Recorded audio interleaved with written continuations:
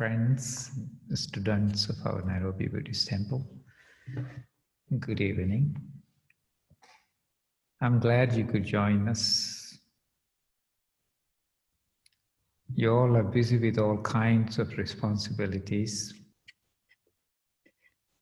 Life is always full of challenges that cause a lot of anxiety and stress. So it's good to take time to turn off monotonous thought patterns that keep you in a state of anxiety and purposely turn your attention to wholesome spiritual thoughts. When you do that, that's very special. And we immediately feel good, empowered. Right now, it is a perfect opportunity for that. Remind yourself to keep your body relaxed and mind calm during this time. Listen to the Dhamma talk with a commitment to learn and understand. Feel as though you have chosen this time and you're interested in exploring your life as you listen to the spiritual virtues and the principles that we discuss. When you understand Dhamma, you broaden your perspective of realities of life. It helps you to become a better human being. When you are a better human being, you nurture your own inner happiness. Because if you are a bad human being, you always suffer. Today, we are discussing another aspect of the Noble Eightfold Path. We already have discussed two ways to approach this. Do you remember? First, how the path can lead you to inner purification and enlightenment. Second, how ordinary people can apply these principles into their daily lives and live a peaceful and meaningful life. Do you remember where we ended our last session? Any of you remember? We were discussing Samma Kammanta. Do you remember the meaning of Samma Kammanta? Harmonious action, right? We discussed how all your actions have consequences, how they influence and shape your personal experience of life. Harmonious action, or Samma Kammanta, is about giving up 3 harmful actions that cause suffering to yourself and to the others. Do you remember what they are? I hope you do. Taking life or killing living beings, including hurting living beings. Taking what is not given or stealing. The third one is sexual misconduct. Since we didn't have time to finish all 3 last time, I promised you that this time I will discuss the third one. That's why today we are going to talk about that.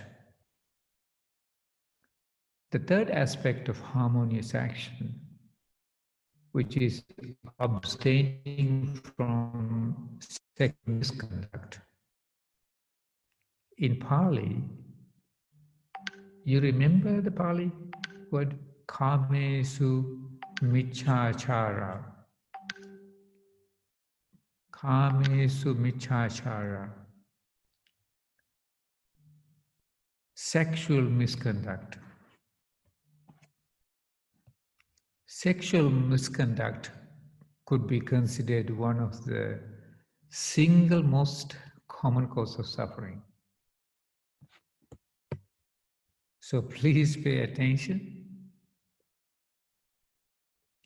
This is relevant, and understanding this is extremely useful for living a harmonious life. Let us try to understand how this virtue could be cultivated in daily life. First, we need to understand that Buddha did not look down upon sexuality or consider sexuality as a bad thing or sin. He understood the power of sexual desires, lust, and how, when mishandled or misused, can have a devastating effect in your life.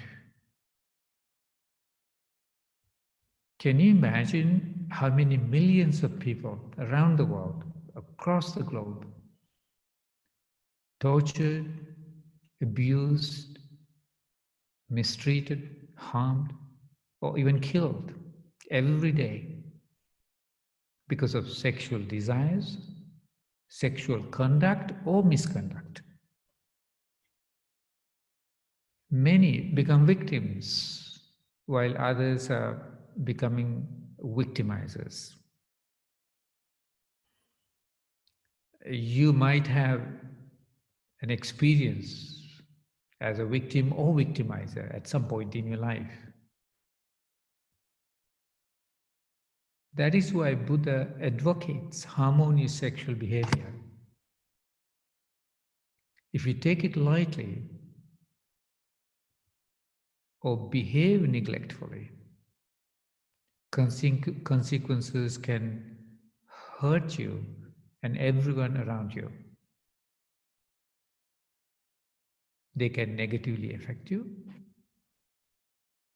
and you may have to carry the burden of consequences all your life. In Pali, the original Buddha's language, we call it kamesu michachara. Of course, when you observe 5 precepts, the third one, kamesu michachara veramani sikkhapadam samadhiyami. You all are familiar with that Pali precept in Pali, which is translated as sexual misconduct. Often we find the English translation of Pali words do not convey the correct meaning, and we have been discussing this in almost every class, in trying to figure out the English words that the translators used and see whether they really match with the meaning of the Pali words. So let's look at the Pali words here. There are 3 Pali words, kamesu michachara. Kama, kamesu, sensual. Here it means sexual in this particular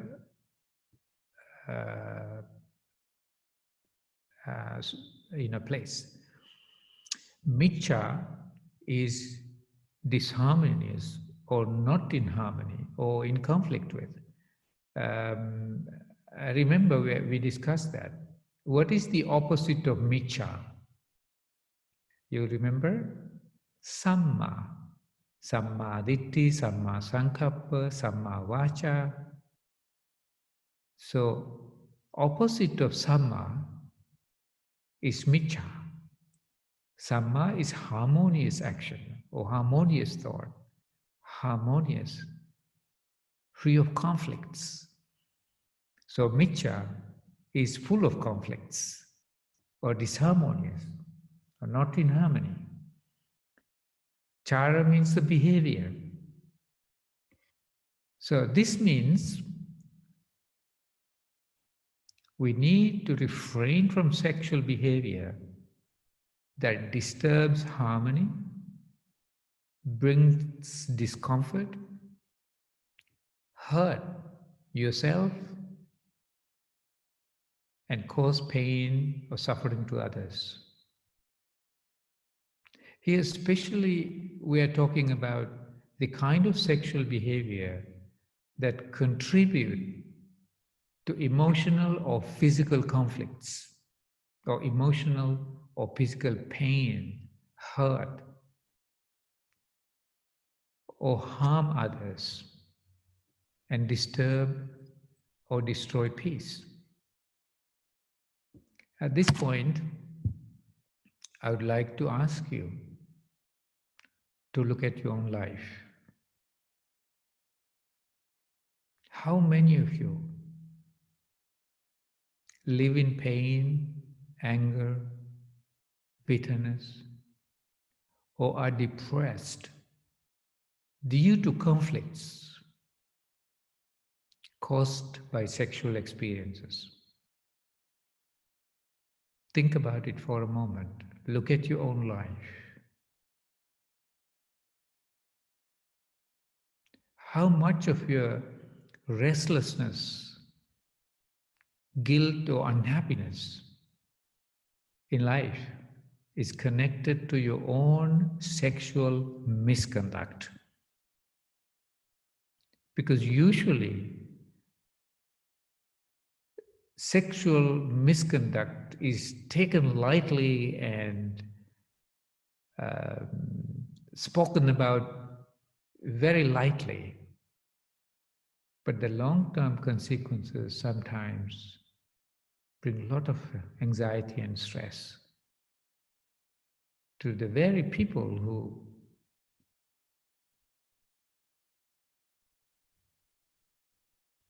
perform wrong sexual conduct. I know so many people who live in high anxiety and often live in pain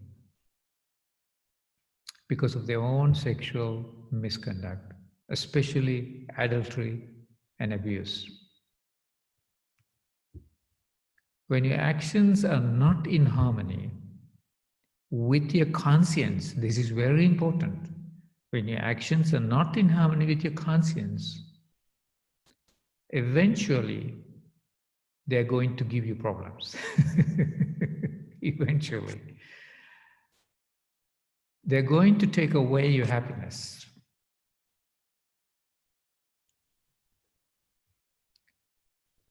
I have spoken with plenty of such people in my life, in my counseling sessions. Sometimes I have heard horror stories. I have seen so much pain related to sexual activities, behavior, conduct, misconduct, and so on.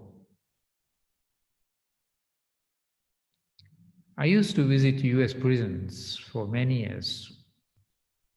During those visits, I have met many people who are incarcerated because of sexual misconduct.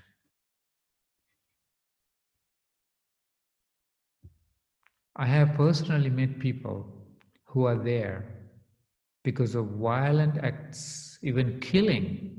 I have met the people who have killed others because of sexual behavior, or they are related to sexual misconduct. When sexual craving is properly understood and guided with wholesome virtues, it can add so much to the joy and happiness of your life. Not only that, it can keep you away from unnecessary conflict and suffering. One of the problems is that we are often moved by invisible biological forces that are hard to control. I'm sure you all know about that. For example, sex hormones play an important role in producing sexual desires.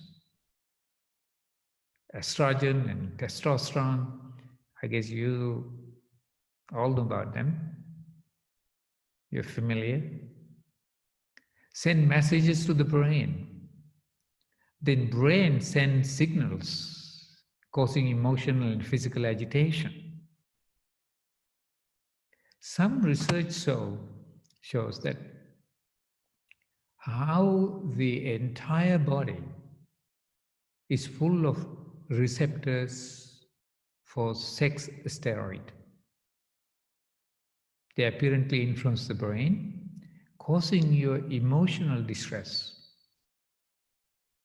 and motivating you to behave often irrationally. This is why you need to observe the precepts and abstain from sexual misconduct and make a commitment to follow the guidelines that you have accepted. Then these hormones will be pushed around. Or the hormones will not be pushing you around and blind you. Estrogen and testosterone love egocentric, selfish people. Why would I say that? Selfish, egocentric people easily and willingly give in to the forces of lust.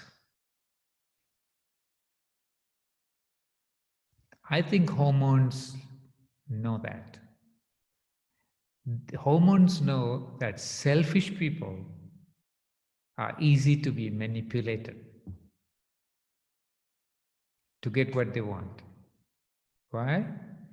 Selfish people have a tendency to personalize sexual desires and are willing to complete the mission in one way or the other. What I feel is me. I want what I feel. And then grasp the feelings as me and mine. Then they don't care how others are affected. Others are affected by their behavior. This also makes it easy for them to get hurt and can hurt others. There is a lot of confusion around sexual behavior as well. It seems to be a pretty complicated matter. For many, love and sex are synonymous. For some, love gets thrown out of the window when they do not get sexual fulfillment. Some of you might understand well what I mean by this. It is necessary.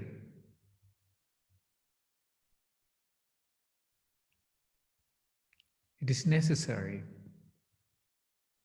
to be disciplined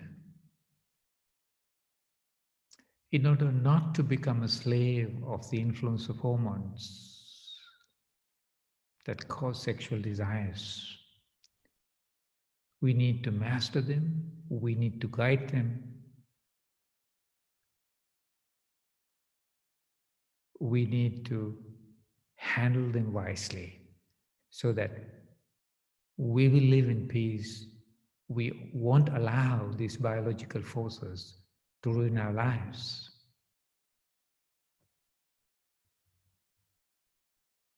If you want success in your spiritual journey, if you want lasting fulfillment in life, you need to face this being armed with some values and ethics.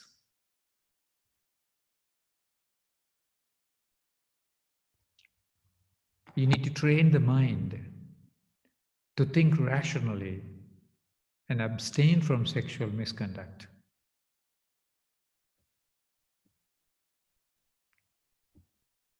You need to stop all inappropriate, unethical, unacceptable sexual behavior. Of course, a little bit of wisdom and courage will help you to do that.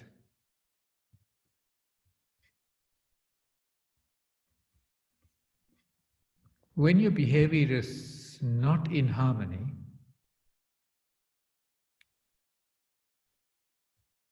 your spiritual progress, the progress on the path, is seriously affected. Sexual desires, once fulfilled, does not end it. We all, you know that. You always have the problem of wanting more than once fulfilled and feeling agitated. When you repress sexual desires or deprive yourself from sexual fulfillment, it's even more dangerous. You have the problem of anger, bitterness, and even depression. I spoke to people sometimes who have serious mental problems, emotional issues.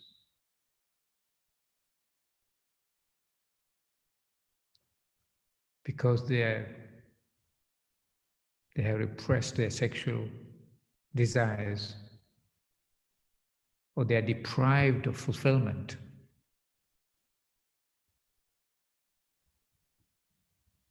There are a lot of people who live in anger or bitterness and pain because they are deprived of sexual fulfillment.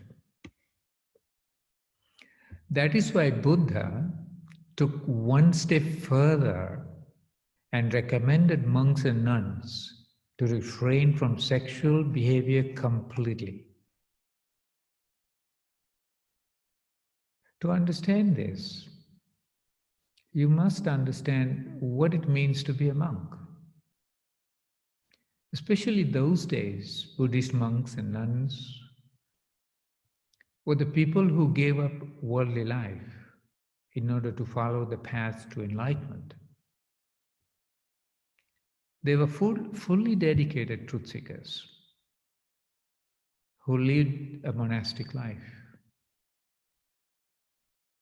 They were well disciplined, well trained, a group of people who were so focused in one goal only, the goal of reaching mental purity and reaching enlightenment. They needed to be prepared and use inner strengths to deal with emotions triggered by intense influence of hormones that are human, are normal. They manage this by keeping the mind calm, keeping the body relaxed, and managing anxiety through introspective awareness. Because when the hormone sends signals to the body, you get physically agitated. If you're a good meditator, introspective awareness can easily detect the stress and the source of stress and immediately release the stress, disconnect from the source of stress, and be in peace. Gautama the Buddha advocated celibacy for all monks and nuns and introduced several rules for celibacy.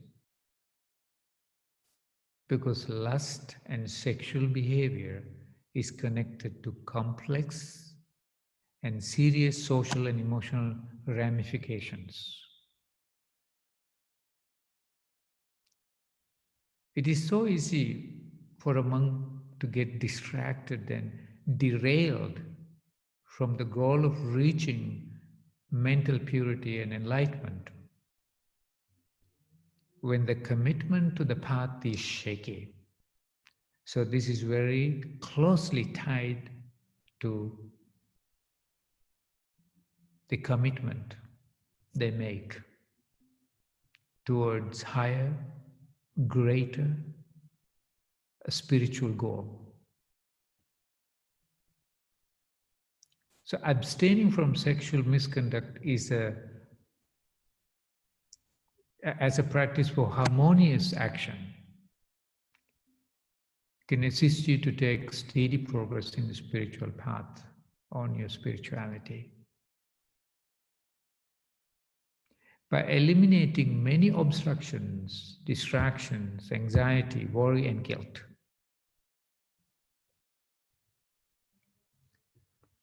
The Buddha introduced the Noble Eightfold Path as the sure way to reach ultimate liberation and enlightenment. Sure way to live a happy and harmonious life.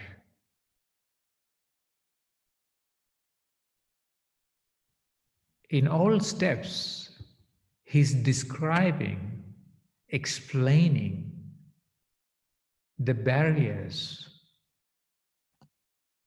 that can stop your journey or derail your journey.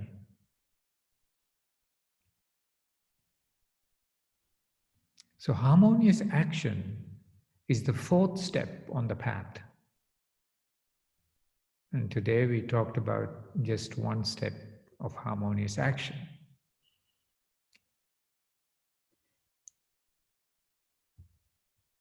In the next session, I hope, I will discuss harmonious livelihood or Samma Ajiva,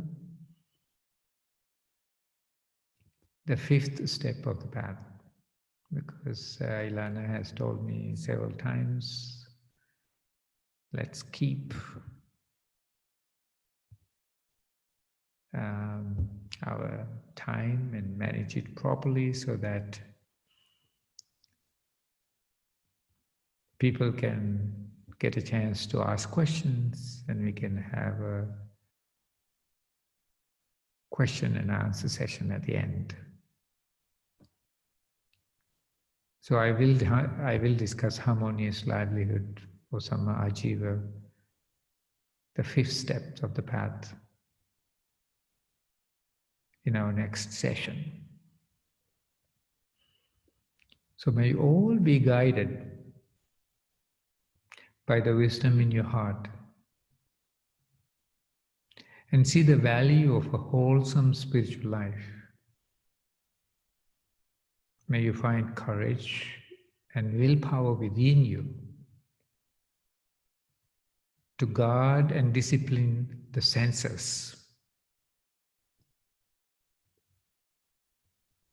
May you cause no harm, hurt, or pain to yourself or the others around you. May you be well, happy, and peaceful.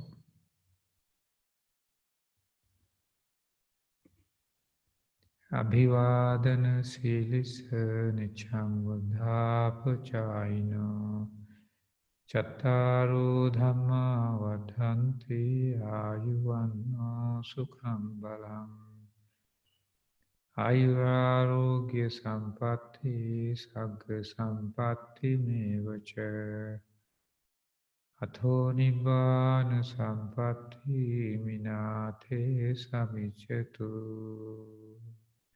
Let's say sadhu 3 times. Sadhu,